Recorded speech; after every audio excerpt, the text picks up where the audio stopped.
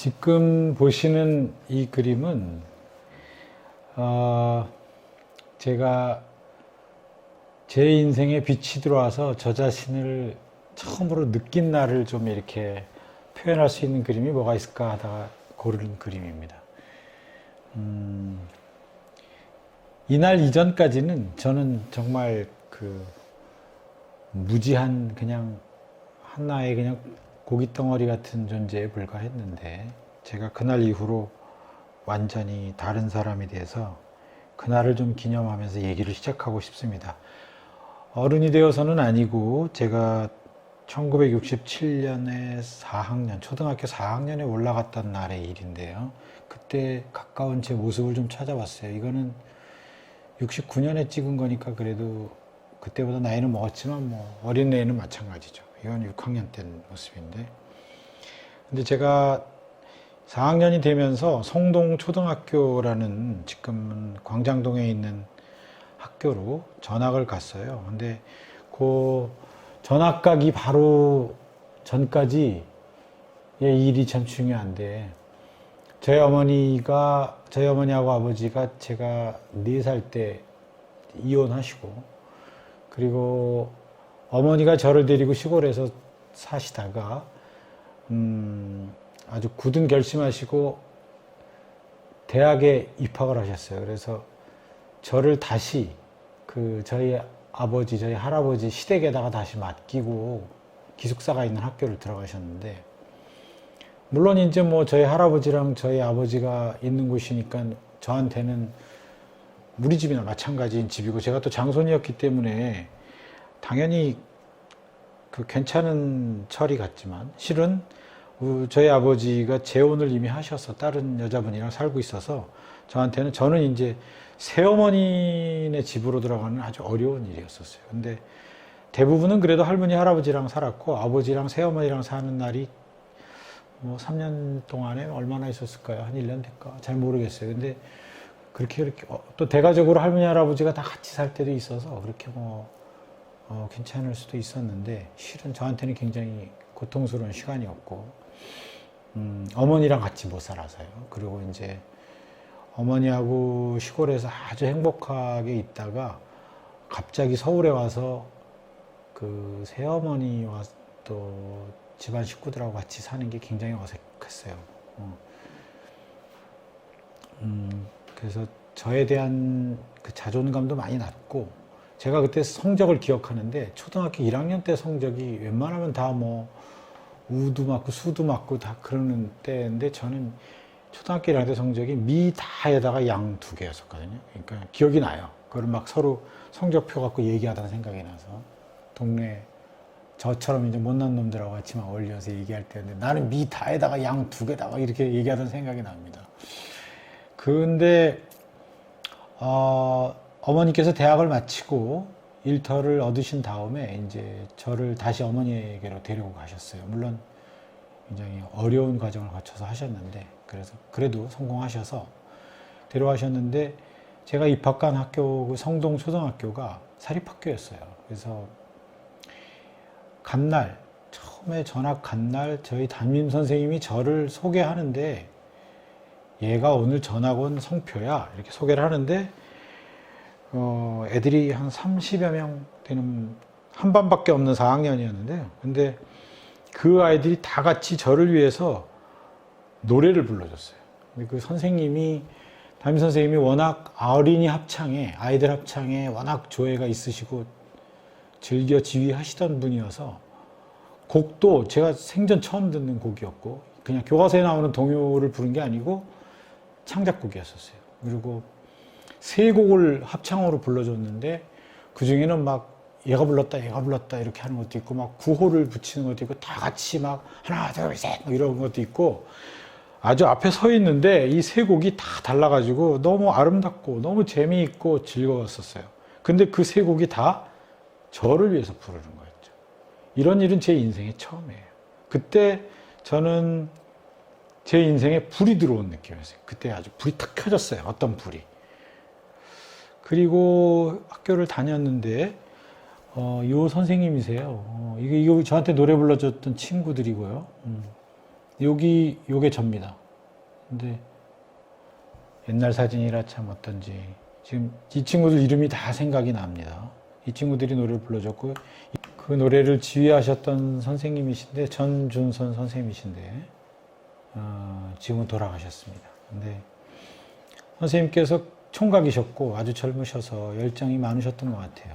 근데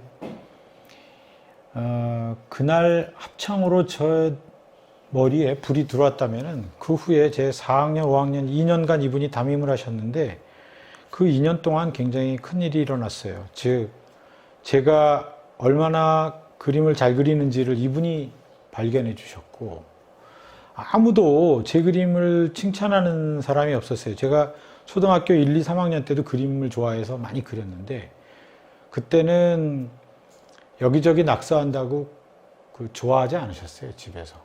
근데 이 선생님은 제 그림을 처음으로 뒤에다 붙여주셨어요, 교실 뒤에다가. 그러니까 이 선생님이 저의 그림에 대한 재능을 찾아주신 분이에요. 어떤 일이 있었냐면 제가 5학년 때쯤 미술대회에 나갔는데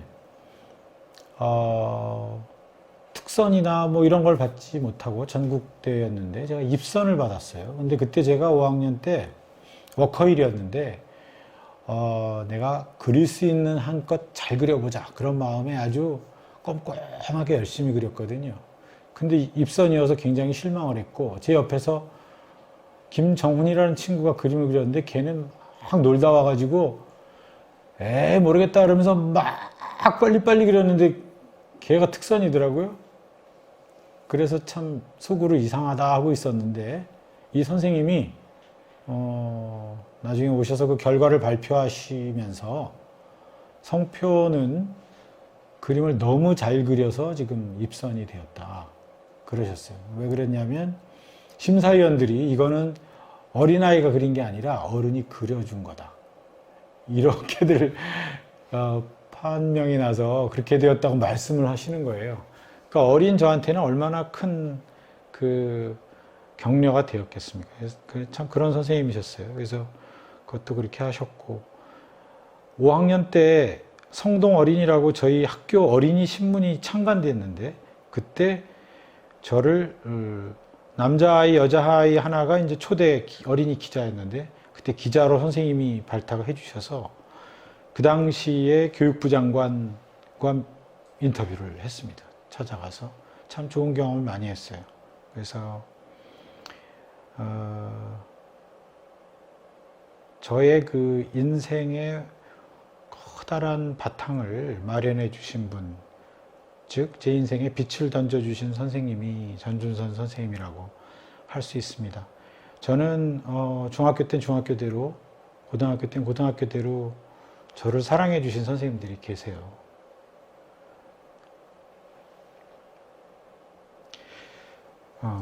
그분들이 안 계셨으면 아마 지금의 저도 어려웠을 거라고 생각합니다.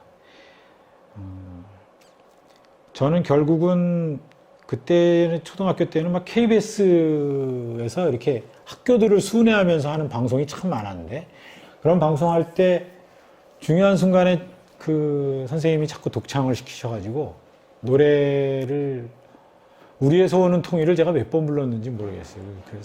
그때 그 당시에 박 대통령이 좋아했는지 소년들이 그 노래를 부르면 좋았던가 봐요. 그래서 참 많이 불렀었고 그리고 어떤 주제로 토론을 하게 되면 또 선생님이 나가서 토론을 하라고 그래서 또 토론도 하고 그러니까 이미 그때 선생님께서 이렇게 뭘 보셨는지 제가 저희 반에서 거의 제일 가난한 애 중에 하나였거든요. 그랬는데도 선생님께서는 계속해서 이렇게 중요한 때마다 부르시고 하셨어요. 그리고 졸업할 때는 제가 답사를 읽었습니다. 그러니까 초등학교 1학년 때 미다에다가 양 2개 받던 애가 4학년 때 사립학교로 전학 가서 그 학교를 졸업할 때 졸업생을 대표해서 답사를 읽었으니까 참 큰 변화가 있었던 것이죠. 선생님이 잊을 수가 없고요.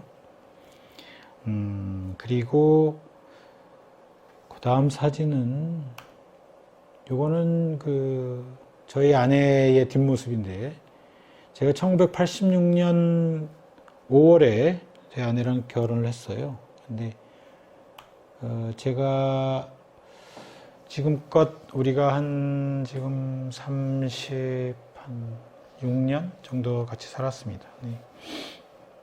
근데 저한테는 둘도 없는 벗이고 또 저를 힘을 나게 하는 사람이어서 그날 1986년 5월을 제 인생의 날짜에서는 지울 수 없는 날짜에서, 그날도 역시 제 인생에 또 하나의 빛이 들어온 날로 생각하고 있습니다.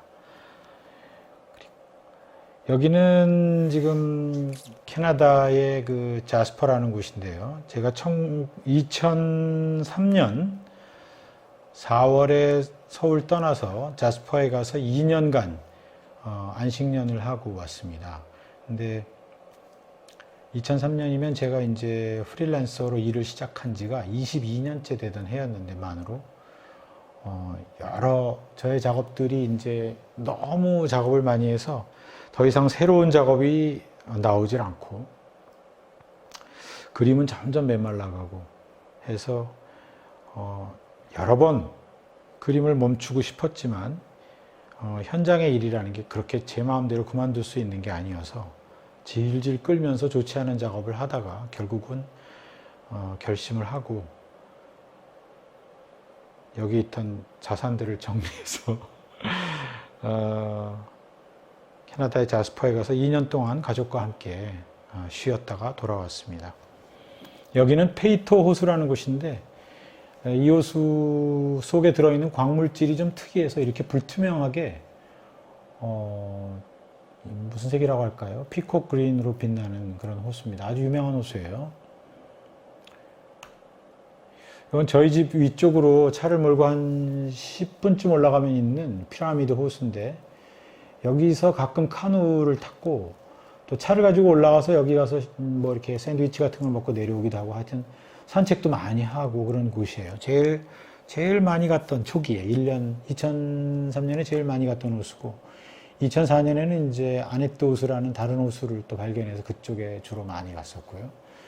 여기서 아내랑 요 피라미드 호수 바로 아래에 있는 요거는 페트리샤라는 호수인데, 여기가 훨씬 물결이 잔잔해서 여기서 카누를 좀 탔었습니다. 피라미드 호수가 좋을 때는 거기서 타고, 페트리샤가 좋을 때는 여기서 타고, 요건 페트리샤 호수예요. 저 뒤에 보이는 산이 피라미드입니다. 근데 여기 보시는 것처럼 이렇게 물결이 잔잔하면 데칼코마니처럼 다 비쳐 보이기도 하고, 또 밑에 보시면은, 여기 이렇게 밑에 보시면 호수 밑이 다 보여요. 그래서 바람이 불지 않으면 내가 지금 호수에 있는 건지 하늘에 떠 있는 건지 사실 구분이 잘 안 가는 그런 묘한 체험도 했습니다. 이건 저희 아이들 둘인데, 빨간 옷 입은 애가 딸이고 이제 저 초록색 옷 입은 애가 아들이고요. 지금 물수제비 뜨는 장면이고요.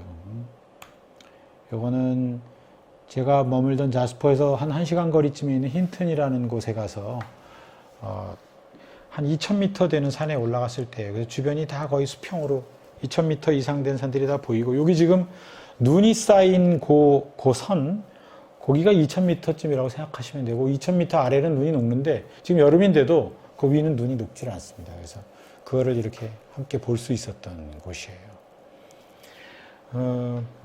자스퍼로 간 거는 영감이 고갈되고 작업이 점점 안 좋아져서 저를 충전하러 간 거였는데, 그래서 저는 가서 쉬면 제가 좋아지리라 생각했어요. 그리고 실제로도 쉬고 돌아와서는 많은 변화가 있었던 건 사실입니다. 그런데 실은 자스퍼에 가서 깨닫게 된 거는, 인정하고 싶지 않았지만 제가 22년 동안 작업하면서 천천히 낭비하면서 사용하지 않아서 없어져 버린 아침 시간이었어요. 점점 늦게 일어나면서 아침 시간을 거의 잃어버리고, 아침에 10시나 11시에 일어나면 조금 있으면 점심때니까 오전이 거의 사라지는, 그 대신 이제 밤에 늦게까지 작업하곤 했죠. 근데 그렇게 해서 한 20년간 그냥 사용 안 하고 낭비해버린 아침 시간에 대한 그 깨달음이 왔어요, 실은. 그래서 뭐 크게 잘못했다고 할 수는 없겠지만 저는 그 시간을 찾는 게 어떻게 보면 그냥 쉬었다 가는 것보다 훨씬 더 중요한 문제 아닐까 하는 결론에 이르게 됐어요. 그게 참 인정하고 싶지 않았는데 점점 그렇게 인정하게 되더라고요. 그래서 제가 이때 돌아와서 아침 전쟁이라는 이름을 붙이고 점점 일찍 일어나는 연습을 해서 나중에 꽤 성과를 많이 제 인생의 축이 바뀌었으니까요. 시간 매니지먼트 하는 게 바뀌어서 눈에 보이는 뚜렷한 성과를 거두었고요. 그리고 제가 40대에 만들었던, 40대 초반에 만들었던, 아니죠, 30대 중반에 만들었던 제 인생 전체에 대한 계획표, 또 사명문, 이런 것들을 여기에 가서 40 중반에 다시 완전히 고쳐 쓸 수 있게 되었어요. 그래서 그거를 고쳐 쓴 것, 그게 어떻게 보면 자스퍼에 가서 안식년을 했던 것보다 훨씬 더 중요한 일들이 되었습니다. 결과적으로는. 무엇보다도 달라진 거는 예나 자스퍼 가기 전이나 후나 어떻게 보면은 그림 그리고 그림값 원고료 받아서 먹고 사는 이 형식은 똑같았는지 모르겠는데 저는 그 전의 무대와는 전혀 다른 무대에 있는 느낌이었어요. 그러니까 옛날에는 일을 막 하다가 넘어져서 일을 어그러뜨리거나 혹은 계획이 망가지거나 하면은 어쩔 줄을 몰랐는데 자스퍼 다녀온 다음에는 그 일이 마치 무슨 일인지 알 것 같고 보이고 하는 이런 점이 참 그전과 달랐어요. 그래서 자스퍼 가기 전에 저는 자연인 이성표였다면 자스퍼 이후에 저는 제가 지금 어디에 서 있는지를 보면서 살아가는 제 계획, 제 로드맵을 보고 제가 지금 왜 일을 하고 있는지, 무엇 때문에 이것을 행하고 있는지를 그 전보다 훨씬 또렷하게 알면서 일을 하는 그런 상태로 바뀌었습니다. 그래서 저는 자스퍼에 다녀온 2년간 다녀온 것이 쉼도 좋았지만 제 인생에 아주 뚜렷한 전환점을 가져온 어떻게 보면 인생에서 가장 잘한 일이라고 해도 좋겠다 싶은 정도의 일이 되었어요.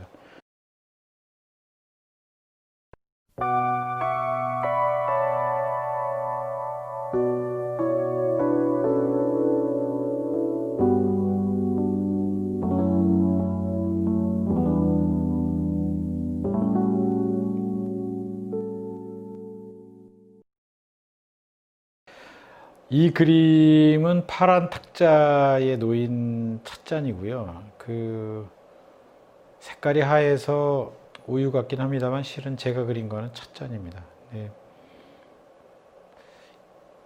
저는 일러스트레이션이 사람들에게 이렇게 한 잔의 차처럼 차를 권하듯이 친절하게 이렇게 다가갔으면 참 좋겠다는 생각을 합니다. 혼자 있는 시간에 함께 할 수 있는 벗 같으면 좋겠고, 또 차를 끓여서 이렇게 친구에게 대접할 때에 그걸 데피고 차를 넣고 정갈하게 접시 위에 컵을 놓는 이런 시간들처럼 그렇게 좀 정직하고 깨끗하게 만들어진 일러스트레이션들이 사람들에게 다가갔으면 하는 그런 마음이에요. 그리고 일러스트레이션이 엄청난 무게를 갖고 사람들 생활 속에 들어가지는 않아도 좋겠지만 적어도 옆에 놓인 찻잔 정도의 아늑함, 그런 공기 정도는 줄 수 있는 역할을 했으면 좋겠다, 그런 생각을 합니다. 때로 천사가 되어서 혹은 그날만큼은 천사의 옷을 입고 좀 아픈 친구도 찾아가서 친구 얘기도 좀 들어주고, 또 집에 돌아와서는 아내한테 격려하는 말도 좀 하고, 애들에게는 맛있는 걸 사주고 칭찬하고, 하는 이런 아빠가 되는 이런 좀 사람으로서는 좀 피곤하고 힘들 때가 있지만 그날을 천사 옷을 입으면 좀 주변에 괜찮은 덕을 좀 이렇게 끼치면서 살면 좋겠다 그런 생각하실 때가 있으시죠. 그런 천사를 지금 그려봤고요. 이 그림은 실제로 그림 그리는데 한 일주일 걸렸다 그러면은 못 믿으실 거예요. 실제로는 한 40분? 요 몸 그리는데 한 모자 쓰고 몸 그린 거 그리는데 한 15분에서 20분 걸렸어요. 그런데 이 그림을 한 일주일 놓아뒀었거든요. 탁자 위에다가. 그게 끝이 아닌 것 같아서.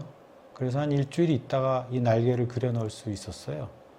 그러니까 실제 작업한 시간은 정말 다 따지면 짧지만 다행히 일주일 동안 책상 위에 놓아두는 바람에 좀 가치 있는 그림이 나왔던 그런 경험을 했습니다.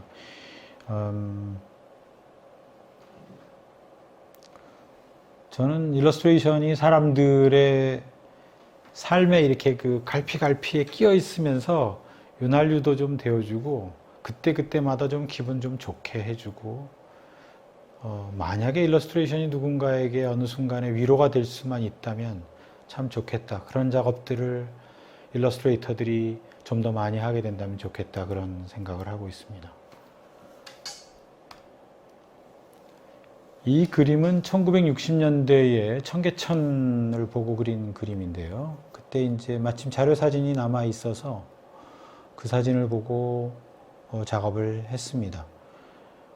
이때 이 판잣집들이 청계천 위에 저렇게 기둥을 세우고 3층 집이지만 한 사람이 3층을 다 쓴다고 보기는 어렵고요. 서로들 엉켜서 살았을 거라고 생각하는데 그때의 모습을 너무 가난하지 않게, 너무 좀 빈궁하지 않게 그렇지만 그때의 모습을 좀 그래도 보이게 작업하려고 해봤습니다.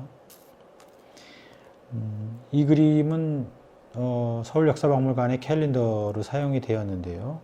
근데 저는 일러스트레이션이 삶의 구석구석에 숨겨져 있는 리얼리티들을 드러내는 훌륭한 도구라고 생각합니다. 일러스트레이터들의 그 펜 끝이나 붓 끝을 사용해서 우리의 일상에 숨겨진 면들, 그렇지만 보여줘야 되는 것, 또 감추고 싶지만 꼭 기억해야 되는 거, 거짓말로 번드르르하게 포장할 수 있지만 들춰서 봐야 하는 것들을 보게 하는데 일러스트레이션이 하나의 도구로 훌륭하게 사용되기를 바라고 있습니다.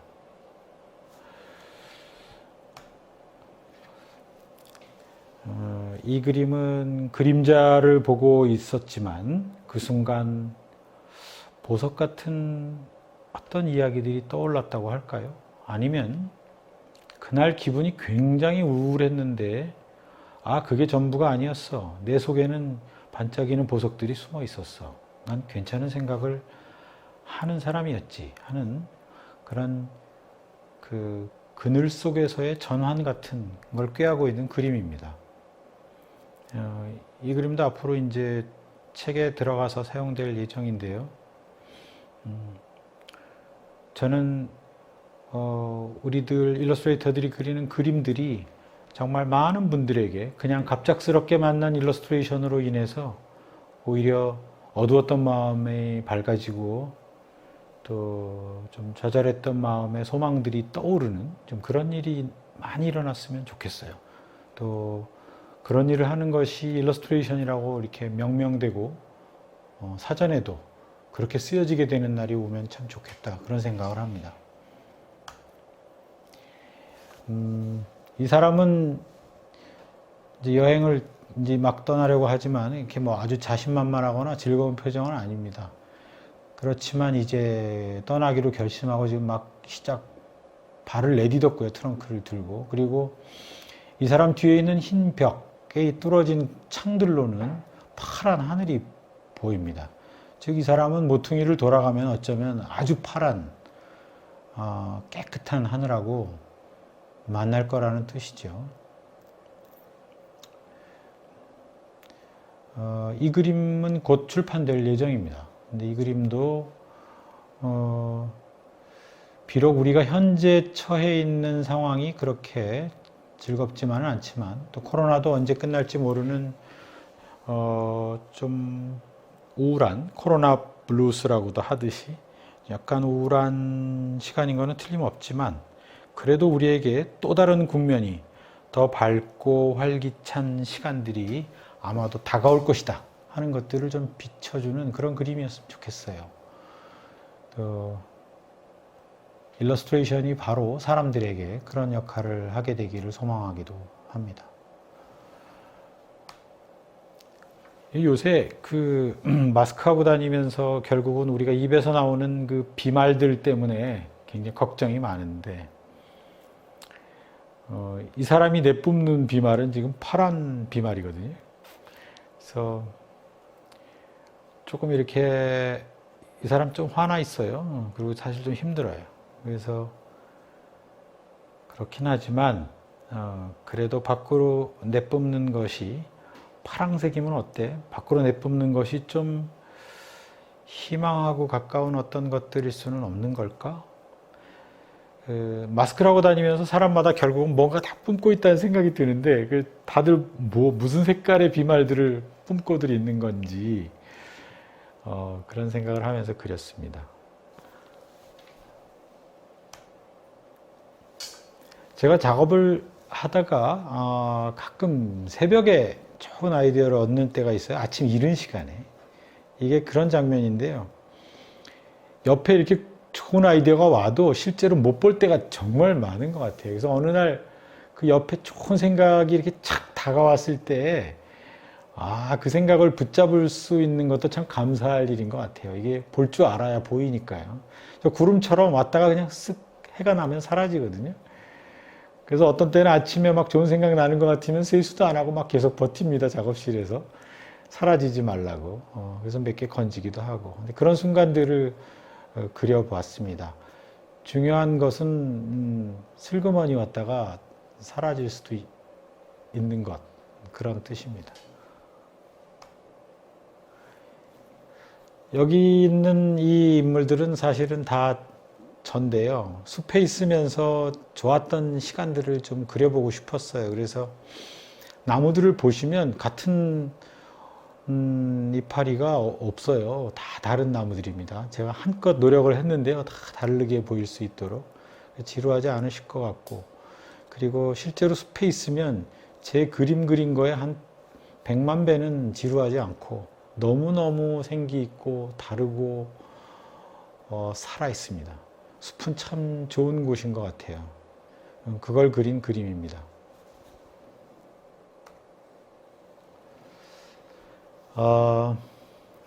피아노 위를 걷고 있는 이 사람은 어쩌면 이제 몇 발자국만 더 내디디면 연주가 끝나게 되는 사람인데 이 그림의 제목은 내가 더 연주할 시간이 있을까?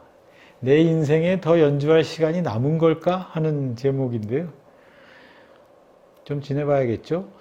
그동안은 아주 즐겁게 그냥 건반을 뚱땅거리면서 잘 살았는데 이제 요즘 들어서 이렇게 조금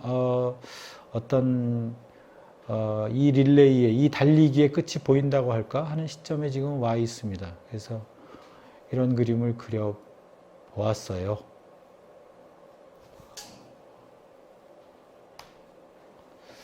이건 저의 소망과도 같은 그림입니다. 제 책이 제가 쓰거나 그린 책이 사람들에게 이렇게 생기를 불러일으켰으면 좋겠다.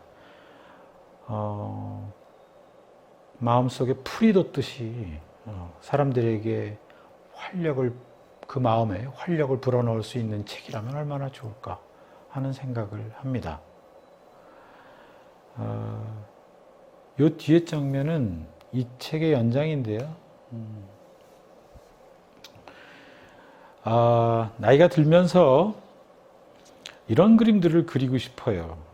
주인공을 여기다가 지금 원래는 그려놓을 생각이었는데 어떻게 될지 모르겠어요. 여기에 알록달록한 애들이 끼어 있으면 참 좋을 것 같아요.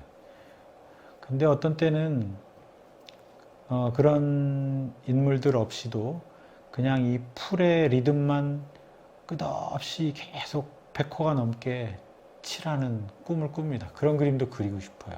거기에 무언가 담을 수 있을 것 같다는 생각이 듭니다.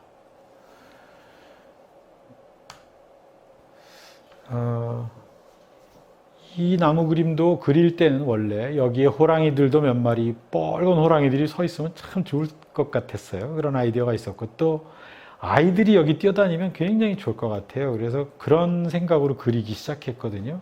근데 아직 호랑이는 몇 번 그렸다 제가 지금 망쳐서 이 그림 말고 뭐 망친 그림들이 좀 몇 장이 있고요. 애들도 한번 넣어봤는데 아주 시원찮아서 실은 실패했습니다. 근데 이 그림은 아직 이제 겁이 나서 못 그리고 있는데, 근데 그렇기도 하지만 그냥 이대로도 좋지 않나요?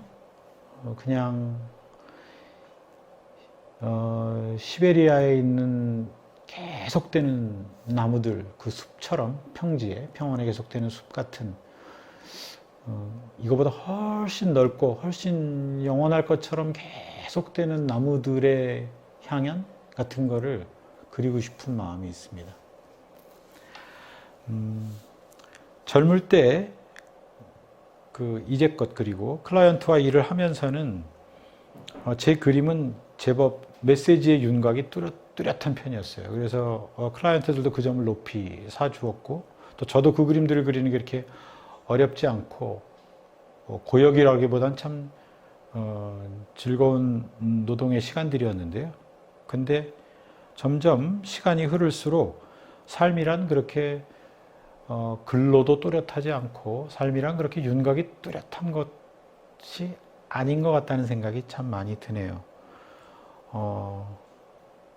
오랫동안 종교 생활을 했지만 정말 신에 대해서도 아는 것은 너무 적고 그 윤곽은 정말 희미하고 최근에 어떤 목사님 말씀처럼 정말 그분과는 오랫동안 비대면이었구나 하는 것을 정말 깨닫게 되는 요즘입니다. 근데 삶도 그런 것 같아요. 수유리에 이사 와서 살면서 결국은 이 앞에 있는 숲을 계속 드나들게 되었는데 자연에 들어가 보면은 칼로 자른 것처럼 잘린 곳은 아무것도 없고 다 무엇인가의 연장선이거나 끝날 때도 똑 잘라지는 거 하나 없고요. 특히 색이 변하는 것 보면은 그 색이 정말 이 색에서 이 색으로 완전히 칼처럼 잘라지면서 바뀌는 일은 아무 데도 없더라고요. 오래된 나무가 썩어서 흙이 되는 과정도 결국은 그렇고요. 우리들도 결국은 흙이 될 사람들이고 하는 이런 느낌들이 그림에도 조금씩 변화를 갖게 하는 것 같습니다. 60. 무엇을 그릴 것인가? 라는 질문을 한다고 하더라도 그 질문에 답을 하려면 무엇을 그릴 것인가 라는 질문은 사실은 무엇하고 닿게 되냐면 무엇을 말할 것인가 하는 질문하고 곧바로 이어지게 됩니다.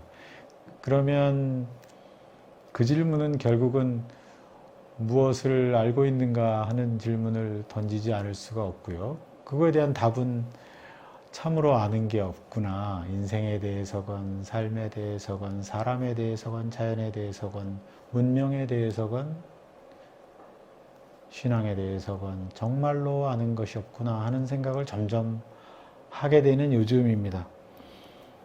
부디 앞으로의 시간은 아는 만큼 좀 그리는 그런 좀 자중하는 겸손한 시간이었으면 좋겠고요. 그리고 그림이 가능하면 좀 제 그림이 좀 연하고 쉬웠으면 좋겠어요. 그리고 정말 소망하기는 단순하지만 그래도 좀 아름다움을 갖춘 그런 그림을 그리게 되었으면 참 좋겠습니다. 이제껏 들어주셔서 감사합니다.